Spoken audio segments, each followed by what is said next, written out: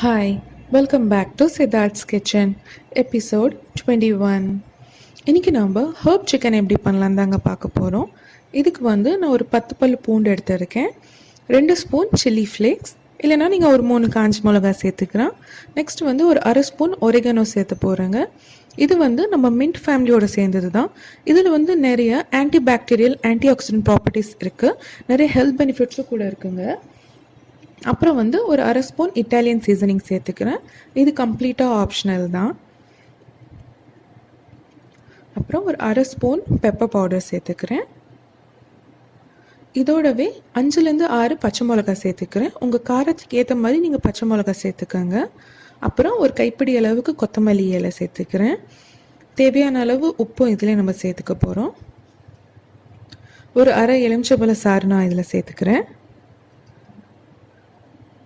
ஒரு 1.5 ஸ்பூன் எண்ணெய் இதில் நம்ம சேர்த்துட்டு நல்லா பேஸ்ட்டாக அரைச்சிக்கலாம். ஸோ இந்த மாதிரி பேஸ்ட்டாக நல்லா அரைச்சிக்கணும். இப்போ நான் சிக்கன் பீசஸ் எடுத்திருக்கேன். இதை நல்லா ஸ்லிட் பண்ணி விட்டு அது மேலே நம்ம இதை சேர்த்துக்கணும். அப்போ தான் மசாலா உள்ளே நல்லா இறங்கும்.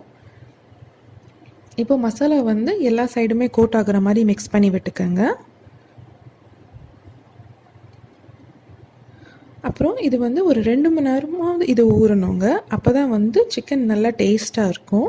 இல்லைனா மினிமம் ஒரு 1 hour நீங்கள் ஊற வைக்கணும். நல்ல ஒரு ஏர்டைட் கண்டெய்னரில் இந்த மாதிரி போட்டு வச்சுருங்க.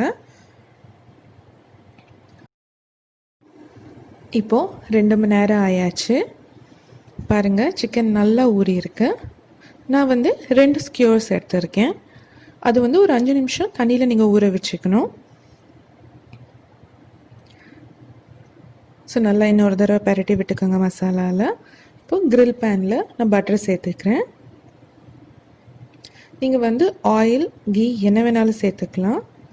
ஸோ இப்போ நல்லா இது சூடாகட்டும். ஸோ இது சூடாயாச்சு. நம்ம சிக்கன் பீசஸ் இதில் சேர்த்துக்கலாம்.